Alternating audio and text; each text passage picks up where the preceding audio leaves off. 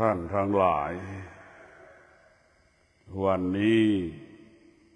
เราจะพิจารณาสภาพจิตเดิมของมนุษย์สภาพจิตเดิมของมนุษย์นั้นจิตเป็นผู้ไม่รู้สภาพจิตเดิมเป็นจิตของผู้ไม่รู้ดังเช่นคนที่เกิดแต่ละหมู่บ้านก็จะรู้แต่ละหมู่บ้านของตนเองคนที่เกิดแต่ละตำบลก็จะรู้เรื่องตำบลของตนเองคนที่เกิดภายในอำเภอก็จะรู้เรื่องภายในอำเภอของตนเองคนที่เกิดภายในจังหวัดก็จะรู้เรื่องภายในจังหวัดของตนเองในพวกเราทั้งหลายนี่คือสภาพจิตเดิมมันก็จะรู้ธรรมชาติของหมู่บ้านนั้นๆธรรมชาติของตำบลนั้นๆธรรมชาติของจังหวัดนั้นๆมันจะรู้หมู่บ้านนั้นๆมีวัฒนธรรมแบบนี้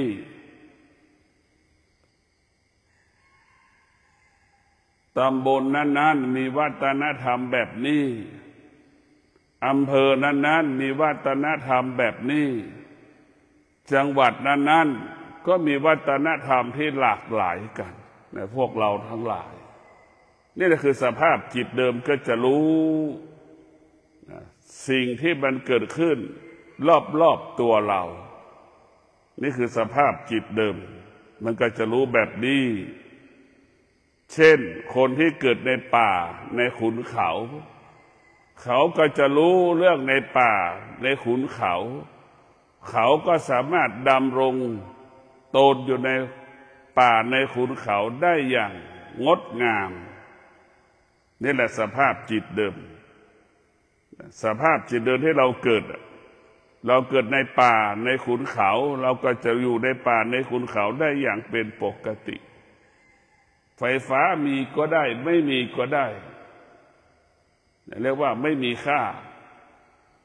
บางอย่างมันไม่มีค่าสำหรับคนบางคนบางตำบลบางหมู่บ้านเช่นจิตเราก็เช่นเดียวกันจิตบางคนของที่มีค่าก็แตกต่างกันจิตสภาพจิตให้ค่าสิ่งแต่ละสิ่งก็แตกต่างกันและสภาพจิตของมนุษย์มันหลากหลายขึ้นกับสภาพสิ่งแวดล้อมนั้นๆคนที่เกิดริมทะเลเขาก็รู้เรื่องริมทะเลสิ่งแวดล้อมที่มันเกิดขึ้นในทะเลก็สามารถรู้เรื่องวิธีการจับปลาคนที่เกิดทะเลก็จะรู้เรื่องวิธีการจับปลาในทะเลรู้วิธีการที่จะออกรักษาเรือสร้างเรือเพราะเขาอยู่ในทะเลเขาจะหากินในทะเลในแสวงหาปลาในทะเลอาชีพอยู่ในทะเลของกินอยู่ในทะเลพอพวกเราทั้งหลายนั่นคือสภาพจิตเราพิจารณาคนที่เกิดในป่าเขาก็รู้สภาพการดำเนินชีวิตอยู่ในป่าจะหาสัตว์ป่าได้อย่างไรจะหาพืชที่กินเป็นอาหารอยู่ในป่าแต่ละฤดูกาลได้อย่างไรนี่แหละคือสภาพของมนุษย์แล้ววัฒนธรรมในการกินของคนอยู่ในป่าก็กินอีกอย่างหนึ่งวัฒนธรรมของคนอยู่ในทะเลริมทะเลอยู่กับทะเลก็อีกอย่างหนึ่งนี่คือสภาพจิตของมนุษย์พวกเราทั้งหลายคนเกิดในเมืองมันก็รู้สภาพของคนในเมืองว่าลักษณะของคนในเมืองเป็นแบบไหนอย่างไรคนในเมืองจะไปอยู่ในป่าในขุนเขาก็อยู่ไม่ได้พวกเราทั้งหลายคนในป่าในขุนเขาสามารถอยู่ในเมืองได้นะมันก็แตกต่างกันนะพวกเราทั้งหลายมันแตกต่างคนในเมืองจะไปอยู่กับทะเลไปอยู่ริมทะเลไปสร้างบ้านหมู่บ้านทะเลได้มันก็อยู่ไม่ได้อีกแต่หมู่บ้านที่คนที่เกิดในทะเลสามารถอยู่ในเมืองได้มันแตกต่างกัน เราจะเห็นได้ว่าสภาพจิตคนที่อยู่เกิดบนดอยก็ดีคนที่เกิดริมทะเลก็ดีคนที่หากินในป่าในเขากับคนที่หากินในน้ำมันแตกต่างกันไหมพวกเราทั้งหลายมันก็แตกต่างกันวิถีคิดแนวคิดก็แตกต่างกันแต่คนที่อยู่ในทะเลอยู่แม่นอยู่ริมทะเลอยู่กับทะเลหากินกับทะเลคนที่อยู่ในป่าอยู่กับป่าอยู่ในขุนเขาสิ่งที่มันเหมือนกันก็คืออดทนนะอดทนอดทนอดทนใช่ไหมเรียกว่าความทุกข์ยากระหว่างอยู่ในขุนเขาในป่ากับความทุกข์ยากอยู่กับทะเลมันใกล้เคียงกันแต่คนที่เกิดในเมืองเนี่ยพวกเราทั้งหลายสภาพจิตคนที่เกิดในเมืองนั้นมันไม่สามารถอยู่ในป่าในขุนเขาได้ไม่สามารถไปอยู่กับทะเลได้นี่คือมันแตกต่างกันพวกเราทั้งหลายสภาพจิตเดิมของมนุษย์มันรู้เฉพาะเช่นรู้ที่บ้านเกิดรู้เฉพาะบ้านที่เกิดอำเภอที่เกิดจังหวัดที่เกิดทะเลประเทศที่เราเกิดเท่านั้นรู้อันนี้คือสภาพจิตดั้งเดิมเรามารู้เรื่องสภาพจิตอันที่สองก็คือสภาพจิตรู้เรื่องธรรมชาติสภาพจิตเดิมก็รู้แต่เรื่องธรรมชาติรู้แต่เรื่องธรรมชาติร้อนรู้หนาวรู้เย็นรู้ฝนตกรู้เฉยๆแต่ไม่สามารถอยู่กับการเปลี่ยนแปลงของฤดูร้อน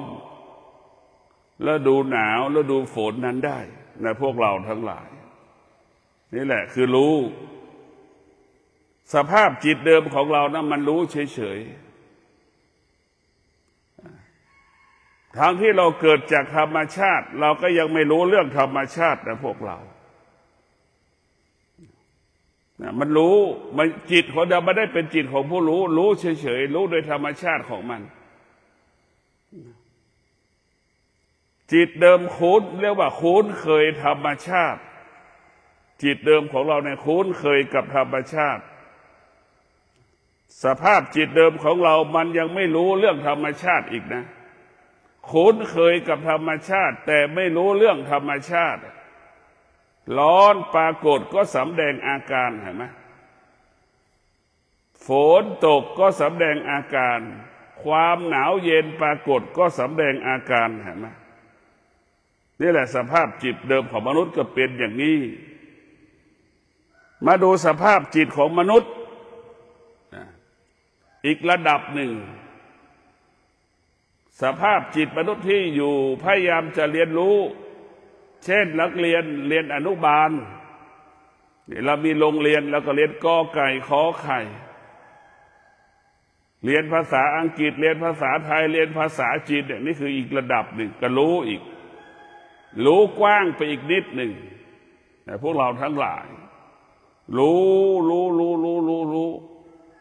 เช่นนักวิทยาศาสตร์มันก็รู้แบบนักวิทยาศาสตร์ใช่ไหมนักภาษาก็รู้แต่เรื่องภาษาแต่พวกเราทั้งหลายนักฟิสิกส์ก็รู้เรื่องแต่ฟิสิกส์ชาวนาก็รู้เรื่องแต่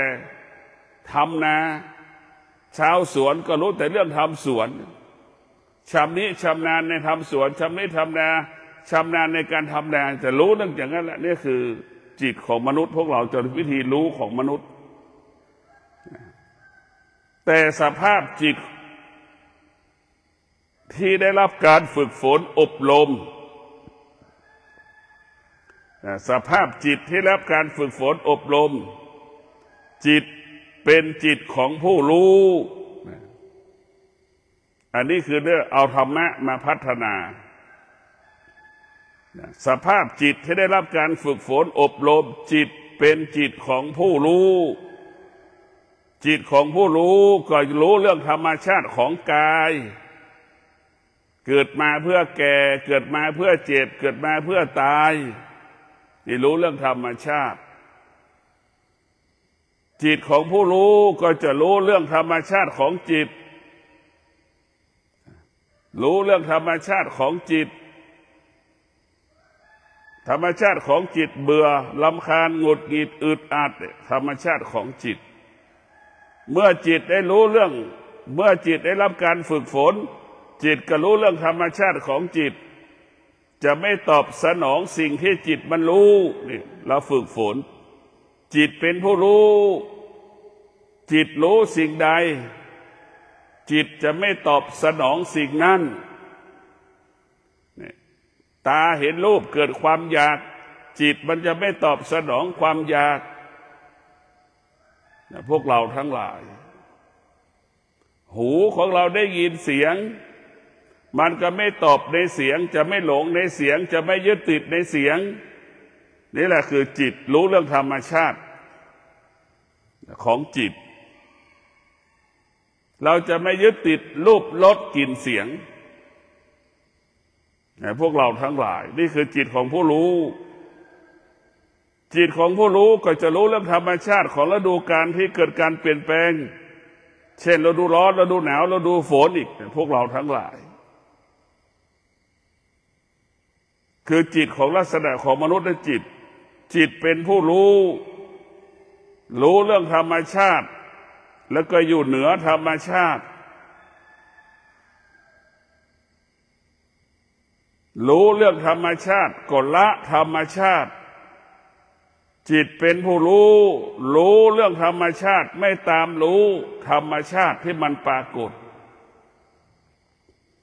ในพวกเราทั้งหลายจิตดั้งเดิมของเรามันเป็นผู้ไม่รู้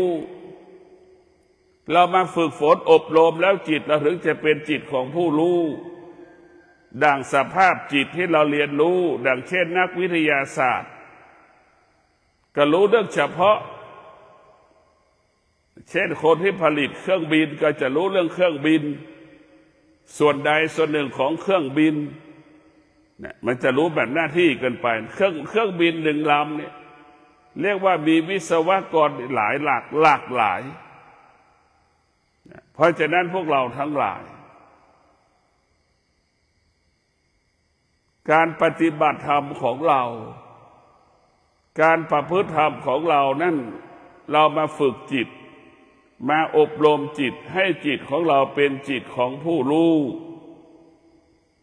เมื่อจิตของเราเป็นผู้รู้แล้วนี่จิตของเรานั้นจะไม่สะเทือนจิตเราจะไม่หวั่นไหวเมื่อสิ่งภายนอกมากระทบภายในกายเราภายในจิตของเราจึงเกิดคำว่าจิตที่ฝึกฝนย่อมไม่หวั่นไหวจิตที่ฝึกฝนจะอดทนสงบนิ่งสิ่งที่รู้สิ่งที่กระทบไม่มีบทบาทต่อจิตของผู้รู้เพราะถ้าจิตของผู้รู้มันก็จะรู้เรื่องสิ่งที่เป็นอนิจจังทุกขังอนัตตาจิตของผู้รู้มันก็จะรู้เรื่องเวทนาและอุปาทานในพวกเราทั้งหลายจิตของผู้รู้มันจะรู้ความจริงในร่างกายของเราจิตใจของเราเนี่ยมันอยู่ภายใต้อนิจจังทุกขังอนัตตาจิตของผู้ไม่รู้จะเป็นแบบนี้อยู่ภายใต้อุปาทานและเวทนาแต่จิตของผู้ไม่รู้จะอยู่ภายใต้เมื่อจิตของผู้รู้จะอยู่เหนืออนิจจังทุกขังอนัตตาอยู่เหนือเวทนาและอุปาทานพวกเราทั้งหลายจิตของผู้รู้เรื่องเดียวกันจิตหนึ่งที่ไม่ได้ฝึกก็จะอยู่ภายใต้สิ่งที่รู้จิตที่ฝึกก็อยู่เหนือสิ่งที่รู้เห็นไหมพวกเราทั้งหลาย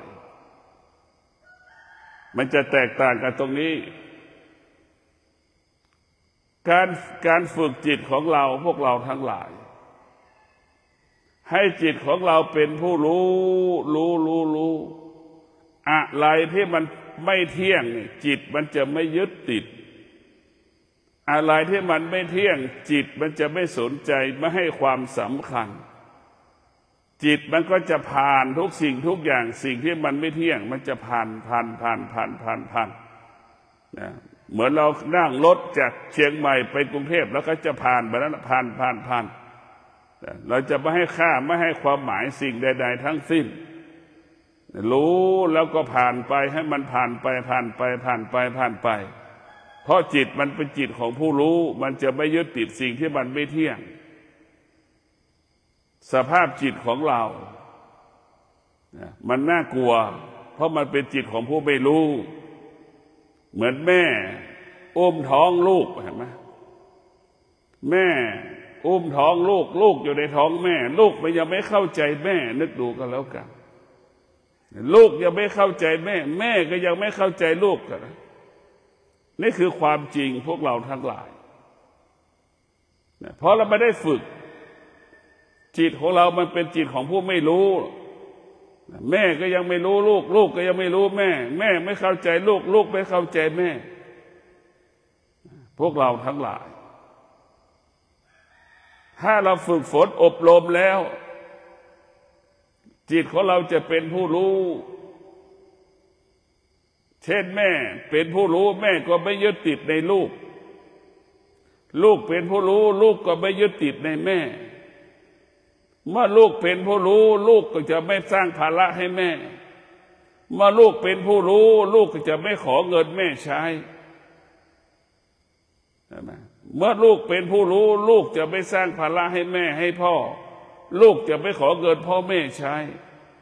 เมื่อลูกจิตเป็นผู้รู้ลูกก็จะขยันอดทนในการประกอบอาชีพในการปฏิบัติหน้าที่นั่นแหละลูกเป็นผู้รู้จิตของลูกเป็นผู้รู้ก็จะเป็นเช่นนั้น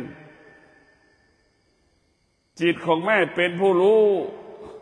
แม่ก็ไม่สะเทือนไม่หวั่นไหวยามใดลูกจะเจ็บจะป่วยลูกจะจากลูกจะอยู่ไม่อยู่แต่จิตของผู้รู้ก็จะรู้แบบนี้แหละจึงเกิดคำว่ารู้และอยู่เหนือรู้จึงเกิดคำว่ารู้แล้วก็ละเกิดรู้แล้วก็จึงเกิดคำว่าไม่ตามรู้แต่พวกเราทั้งหลายเมื่อจิตแม่เป็นผู้รู้แม่ก็จะมีสติรู้ว่าได้ทำหน้าที่สมบูรณ์แบบจบแล้วได้ทำหน้าที่สมบูรณ์แบบแม่มีสติรู้แค่นี้จะดีไม่ดีหน้าที่ของลูกเราไม่สามารถบังคับบัญชาลูกได้แต่มีหน้าที่อบรมสั่งสอนลูกได้แต่เราไม่สามารถบังคับบัญชาให้ลูกเป็นไปตามที่เราบอกสอนได้นี่แหละแม่ที่มีสติแม่จิตแม่เป็นผู้รู้จะเป็นเช่นนี้นะพวกเราทั้งหลายถ้าแม่เป็นผู้ไม่จิตของแม่เป็นผู้ไม่รู้นี่แม่ก็ต้องกำกับกำหนดควบคุมลูกตลอดเวลากำกับกำหนดควบคุมลูกตลอดเวลาเนี่ยพวกเราทั้งหลายนี่แหละคือแม่จิตแม่เป็นจิตผู้ไม่รู้จะกำกับกำหนดควบคุมเหมือนแม่บางคนต้องไปเฝ้าลูกเรียนหนังสือถึงเวลาเที่ยงต้องรับลูกไปกินข้าวแม่ครับนี่อันนี้คือแม่เป็นผู้ไม่รู้สนใจใส่ใจลูกตลอดเวลานี่แหละแม่เป็นจิตผู้รู้ก็จะห่วงไม่มีวันจบสิ้นลูกไปเรียนหนังสือก็คิดแทนลูกอย่างนั้นอย่างนี้ถึงเวลากินข้าวลูกจะต้องมากินข้าวกับแม่จะห่อข้าวไปรอไปอยู่ที่หน้าโรงเรียนรออยู่บริเวณโรงเรียนรอลูกอย่างเงี้ยเนี่ยพวกเราทั้งหลาย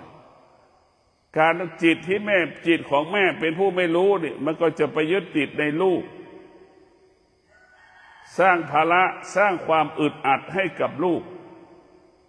แต่พวกเราทั้งหลายมันจะเป็นเช่นนี้ของมั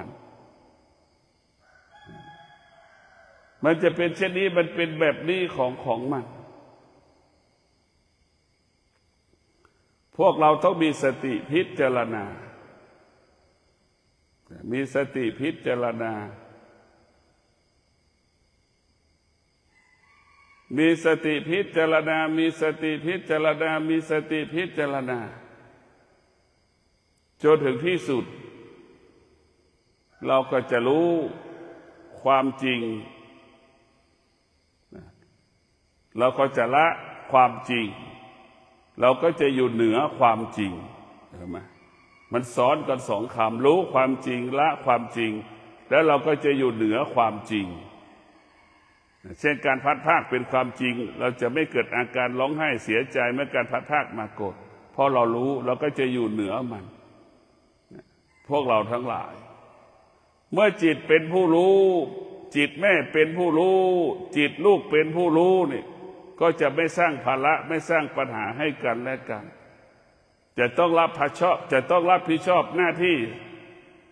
ซึ่งกันและกันหน้าที่ใครหน้าที่มันลูกก็สามารถรับภาระหน้าที่ของลูกได้นี่แหละคือจิตของผู้รู้โดยเฉพาะจิตของลูกเป็นผู้รู้นี่ลูกก็จะสร้างสรรค์ชีวิตตนเองหรือลูกคนนั้นจิตเป็นผู้รู้ก็จะสร้างสรรค์ครอบครัวของตนเองให้มันอยู่ดีกินดีขึ้นให้ครอบครัวสุขสบายขึ้นจิตของผู้รู้ก็จะเป็นเช่นนี้จิตของผู้รู้ก็จะให้อยู่ลูกหลานได้อยู่ดีกินดีจะให้พ่อแม่อยู่ดีกินดีให้พี่น้องอยู่ดีกินดีนั่นคือจิตของผู้รู้พวกเราทั้งหลายจิตของเราชีวิตของเรามันลำบากเพราะเราไม่ได้ฝึกเมื่อจิตของเราได้รับการฝึกฝนอบรมเนี่ยจิตเราก็จะรู้เรื่องอารมณ์โมโหเนี่ยจิตก็จะหยุดความหงุดหงิดได้หยุดอารมณ์นั้นได้ทุกอย่างจิตเป็นผู้รู้จิตจะไม่ตามรู้สิ่งที่จิตมันรู้มันจะเกิดแต่คำว่าสงบเกิดแต่คำว่าสงบเกิดแต่คำว่าสงบคือง่ายหลักของธรรมะคือให้จิตสงบให้กายสงบธรรมะมันจะไม่วุ่นวายเรียบง่ายธรรมะมันเรื่องเรียบง่ายเรื่องสะดวกสบายไม่สร้างเงื่อนไขให้กับตัวเองคนที่มีธรรมะจะไม่สร้างเงื่อนไขของตัวเองคนที่ไม่มีธรรมะมีเงื่อนไขกินก็มีวัฒนธรรมกินอย่างนี้นอนก็มีรูปแบบวัฒนธรรมในการนอนแบบนี้แต่ผู้ที่มีจิตที่ฝึกฝนอยู่กับความเป็นจริงดังพระธุดงค์นอนตามความเป็นจริงจิตของผู้รู้ก็จะเป็นแบบนั้นแหละนอนตามสภาพความเป็นจริงเหมือนครูบาอาจารย์ที่ปฏิบัติธรรมก็มีแต่หมอนกับผ้าปูพื้นแค่นั้นแหละก็ไม่มีอะไรที่จะต้องมากกว่านั้นพวกเราทั้งหลายจิตของเราก็จะเป็นจิตของผู้รู้ก็จะไม่สร้างภาระไม่สร้างปัญหาให้กับคนรอบๆตัวของเราจะแบ่งเบาภาระของคนอื่นแบ่งเบาภาระเช่นพ่อแม่เรามีพ่อแม่เราก็จะรับผิดชอบพ่อแม่คือจิตของผู้รู้พวกเราทั้งหลายจิตของผู้รู้เนี่ยมันจะบังคับให้เราอดทนจะบังคับให้เราขยันจะบังคับให้เราภาคเพียรเนี่ยมันจะบังคับให้เราเป็นอย่างนี้เนี่ยมันจะบังคับให้เราอยู่กับความเป็นจริงเนี่ยอยู่กับความเป็นจริงอยู่กับความเป็นจริงเท่านั้นเนี่ยพวกเราทั้งหลายพ่อแม่ก็รู้อีกอย่างหนึ่งพ่อแม่แต่ละครอบครัวก็มีความรู้อีกอย่างแต่ละอย่างไม่เหมือนกันดังที่บอกว่าสภาพจิตคนที่เกิดในป่าในขุนเขาที่ไม่มีไฟฟ้าก็มีสภาพอีกอย่างหนึ่งสภาพจิตคนที่เกิดแล้วมีไฟฟ้าก็อีกอย่างหนึ่งสภาพคนที่เกิดกินนอนอยู่บนทะเลริมทะเลก็อีกอย่างรู้คนละอย่างแต่รู้วิธีการประกอบอาชีพเหมือนกันแต่วิธีการประกอบอาชีพแตกต่างกันเนี่ยจิตของเรามันก็จะรู้อย่างนี้แต่ถ้าเราฝึกจิตเนี่ยธรรมะของพระพุทธเจ้าคือสติฝึกจิตอบรมจิตเนี่ยมันจะให้เรารู้สิ่งที่เป็นสากลจิตเราจะเป็นสากลได้ต้องฝึกฝนอบรมทุกวันนี้จิตเราไม่เป็นสากลมันจิตมันหลงตัวเองชอบก็หลงมันชอบใจก็หลงไม่ไปหลงไปยึดติดมันไม่เป็นสากลจิตที่แล้วการฝึกฝนจิตนั้นจะเป็นของสากลก็จะรู้เขาว่าไม่เที่ยงรู้เขาว่าไม่เที่ยงเขาว่าไม่เที่ยงมันก็เป็นของรู้ว่าสิ่งที่มันเปลี่ยนแปลงรู้ว่าสิ่งที่มันเปลี่ยนแปลงมันจะไม่ยึดติดสิ่งที่มันเปลี่ยนแปลงแบบนี้เช่นฤดูฝนตกมันก็ไม่ออกอาการไม่สำแดงอาการรู้ว่ามันเปลี่ยนแปลง ฤดูหนาวปรากฏมันก็รู้ว่าฤดูหนาวปรากฏมันก็ไม่เปลี่ยนแปลงนะพวกเราทั้งหลายมันจะรู้ของมันแบบนี้อย่างนี้ชีวิตของเราก็จะเป็นแบบนี้ตลอดกาลเวลาเป็นผู้ไม่รู้เป็นผู้ไม่รู้เป็นผู้ไม่รู้นั่นแหละแล้วมันก็จะรู้เฉพาะบางเวลาบางการเวลาเท่านั้นเราเกิดมาเราต้องมาฝึกฝนจิตอบรมจิตของเราเกิดมามันไม่มีที่พึ่งจิตของเราเกิดมาไปพึ่งธรรมชาติอย่างเดียวธรรมชาติมันก็เปลี่ยนแปลงเห็นไหมฝนตกก็ร้องเอะฤดูหนาวก็ร้องเอะเห็นไหมฤดูร้อนก็ร้องเอะอีกเห็นไหมคือมันรู้เรื่องธรรมชาติก็ยังเกิดอาการเมื่อธรรมชาติเปลี่ยนแปลงเห็นไหมพวกเราทั้งหลายแต่เมื่อเราฝึกจิตแล้วเราจะรู้เรื่องธรรมชาติเมื่อเราฝึกจิตแล้วเราจะรู้เรื่องธรรมะสองอย่างโดยเฉพาะเราฝึกจิตจะรู้เรื่องธรรมชาติของกายที่มันเกิดความเสื่อมกายของเราที่เกิดความเสื่อมกายของเราที่เกิดมาเพื่อแก่เพื่อเจ็บเพื่อตายเนี่ยมันจะรู้เรื่องสิ่งเหล่านี้มันจะเรียนรู้อารมณ์ความรู้สึกที่มันผ่านตาหูจมูกลิ้นกายใจเนี่ยมันก็จะรู้เรื่องสิ่งเหล่านี้ฝึกจิตอารมณ์ของตาเป็นเช่นไรตอนที่ตาอารมณ์ดีเป็นยังไงตอนที่ตาอารมณ์ไม่ดีเป็นยังไงตอนที่ตาอารมณ์ดีก็หมายถึงตามีสมาธิ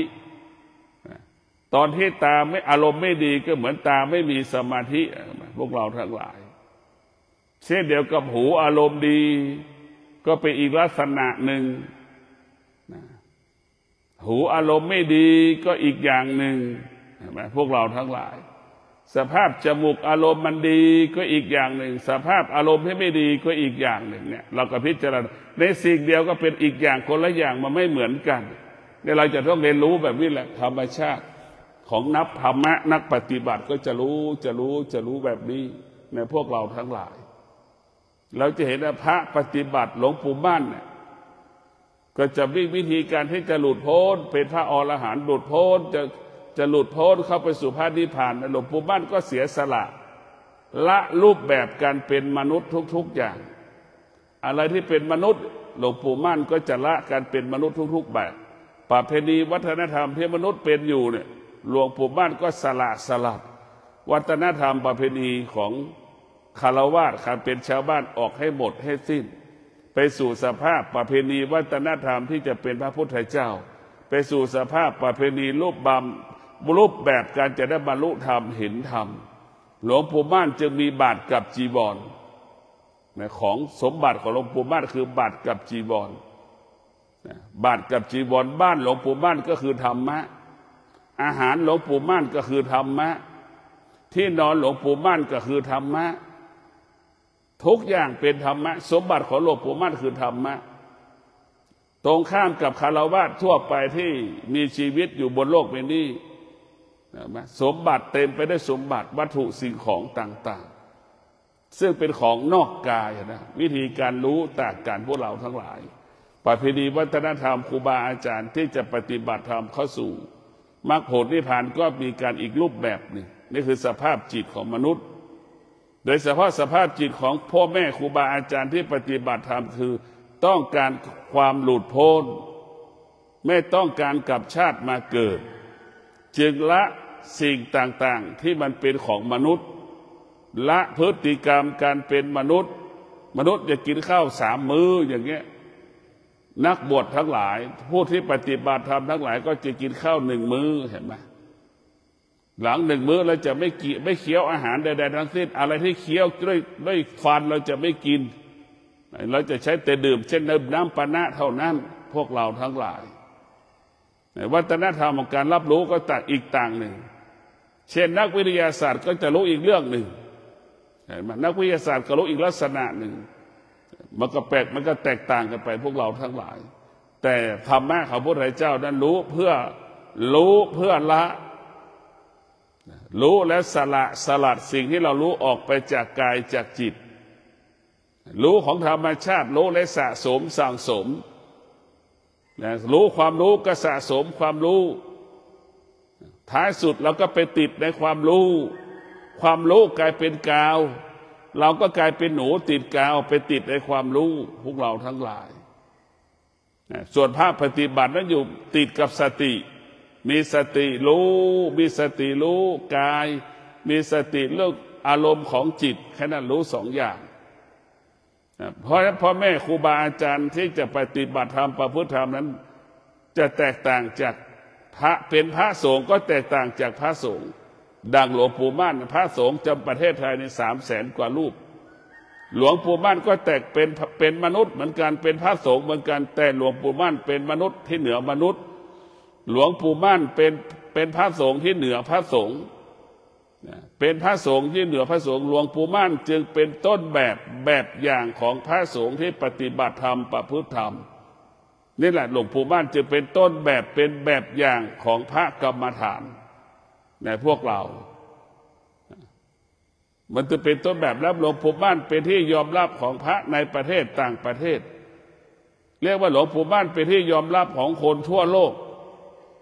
เรียกว่าเป็นต้นแบบเป็นแบบอย่างของพระกรรมฐานพวกเราทั้งหลายพวกเราก็พยายามเดินตามรอยหลวงปู่มั่นหลวงปู่มั่นเอาใจเป็นหลักเอาใจเป็นหลักทุกอย่างอยู่ที่จิตทุกอย่างอยู่ที่จิตก็พยายามจิตไม่ให้จิตนั้นมีภาระไม่ให้จิตนั้นมีข้องแวะสิ่งใดๆทั้งสิ้นเช่นจิตเราไม่ให้ติดในรูปรสกลิ่นเสียงอย่างเงี้ยไม่ให้จิตไปติดในรูปรสกลิ่นเสียงกินแค่อิ่มมีกินแล้วสามารถปฏิบัติธรรมได้กินแล้วสามารถนั่งสมาธิได้นี่แค่นี้แหละหลวงปู่มั่นจะคิดแบบนี้ของเรานี่สะสมในการกินเพื่ออร่อยกินเพื่อเพลิดเพลินสนุกสนานเห็นไหมมันกินคนละอย่างเพราะนั้นวิธีคิดของหลวงปู่มั่นก็อีกแนวหนึ่งเพราะว่าเขาว่าฝึกฝนอบรมจิตแล้วก็ดูหลวงปู่มั่นเป็นต้นแบบเป็นแบบอย่างในการปฏิบัติในการประพฤติเราก็จะเห็นว่าเป็นต้นแบบเป็นแบบอย่างที่สืบเนื่องต่อเนื่องฉันอาหารในบาตรอย่างนี้พวกเราทั้งหลายตื่นนอนแต่เช้าเดินจงกรมนั่งสมาธิเดินจงกรมนั่งสมาธิเดินจงกรมนั่งสมาธิเรียกว่า 80% ชีวิตหลวงปู่มั่นอยู่กับการนั่งสมาธิเดินจงกรมระหว่างที่เดินจงกรมนั่งสมาธิก็พิจารณากายพิจารณาจิตไปด้วยเราเห็นกายเราจึงเห็นธรรมเรารู้เรื่องกายเราจึงรู้เรื่องธรรมเมื่อเราเห็นอารมณ์ของเราก็เห็นอารมณ์เมื่อเห็นอารมณ์ของจิตเราเห็นอารมณ์ของธรรมเมื่อเราเข้าถึงอารมณ์ของจิตเราก็เข้าถึงอารมณ์ของธรรมว่ามันไม่เที่ยงมันไม่เที่ยงมันไม่เที่ยงเนี่ยพวกเราทั้งหลายธรรมะมาอยู่ที่กายของเราธรรมะมาอยู่ที่กายธรรมะมาอยู่ที่จิตเราต้องฝึกโดยเฉพาะเราต้องมีความอดทนในการฝึกจิตเราใช้ความอดทนในการฝึกจิตดังพ่อและแม่ใช้ความอดทนในการประกอบอาชีพปฏิบัติหน้าที่เพื่อจะได้เงินมาซื้อเครื่องอำนวยความสะดวกให้ลูกถ้าพ่อแม่คนไหนมีความอดทนอดกลั้นในการปฏิบัติธรรมดังเราประกอบอาชีพแม่ก็สามารถปฏิบัติธรรมบรรลุธรรมได้แม่มีความอดทนต่อการประกอบอาชีพแต่พ่อไม่มีความอดทนในการนั่งสมาธิมันแตกต่างกันอย่างไรการนั่งสมาธิสบายแสนจะสบายแต่กลับไม่อดทนในการนั่งสมาธิการประกอบอาชีพแสนยากแสนลำบากแต่แม่มีความอดทนอยู่กับความยากลำบากมันแตกต่างกันอย่างไรพวกเรานั่งสมาธิมันไม่ลำบากมันไม่สบายมันไม่ลำบากแต่มันสบายแต่พวกเราทั้งหลายทุกคนต้องการความสบายแต่ไม่เคยมอบความสบายให้กับชีวิตของเราเลยเห็นไหมทุกคนต้องการความสบายแต่อยู่กับความลำบากเห็นไหมมันตรงข้ามกันหมดพวกเราทั้งหลายเราต้องการความสุขสบายแต่เราอยู่กับความทุกข์ยากลำบากสุขสบายก็คือสุขด้วยปัญญาสุขสบายสุขด้วยปัญญาเราจะต้องพึ่งพาธรรมะอาศัยธรรมะเช่นเรามีความอดทนในการนั่งสมาธิดังเรามีความอดทนประกอบอาชีพเราก็สามารถเข้าถึงธรรมได้สามารถประพฤติธรรมได้ เข้าถึงธรรมอยู่กับธรรมได้ทุกวันนี้เราอยู่กับธรรมะไม่ได้เราไม่ต้องพูดถึงธรรมะแค่เราอยู่กับธรรมชาติก็อยู่ไม่ได้เลยแล้วดูร้อนปรากฏก็สำแดงอาการเห็นไหมมนุษย์มันขัดแล้วว่าจิตมันเป็นผู้ไม่รู้เห็นไหมแล้วดูร้อนปรากฏมันก็ออกอาการนะจิตของผู้ไม่รู้แล้วดูหนาวปรากฏจิตก็ออกอาการสำแดงอาการส่วนจิตของผู้รู้นั้นมันจะไม่ออกอาการไม่สำแดงอาการใดๆทั้งสิ้นแล้วดูร้อนปรากฏหนาวปรากฏแล้วดูฝนปรากฏร่างกายเจ็บป่วยมันก็ร่างกายเจ็บป่วยมันก็ไม่สำแดงอาการไม่ออกอาการใดๆรู้ว่าสิ่งเหล่านี้มันเปลี่ยนแปลงรู้ว่าสิ่งที่มันเปลี่ยนแปลงมันไม่ใช่ความเป็นจริงมันเป็นปกติของมันเป็นปกติของมันเราจะเข้าใจแบบนี้เข้าใจเช่นนี้ในพวกเราทั้งหลายเราต้องมีสติเมื่อเรามีสติแล้วจะอยู่กับธรรมชาติได้ถ้าเรามีสติแล้วอยู่กับธรรมะได้ที่สุดผู้ที่บรรลุธรรม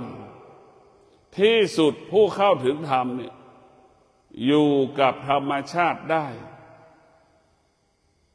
อยู่กับธรรมชาติได้เอาธรรมะกับธรรมชาติมันรวมกัน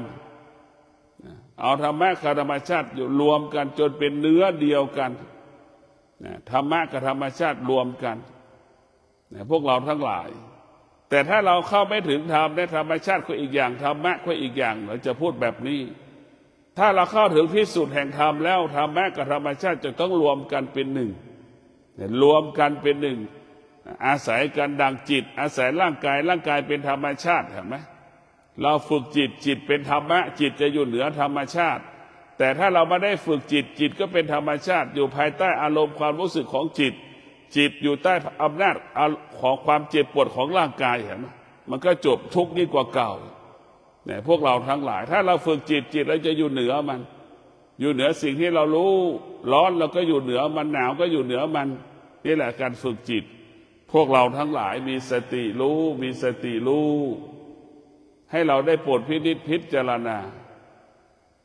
ว่าความจริงของจิตที่ฝึกฝนกับความจริงของจิตเดิมมันย่อมแตกต่างกัน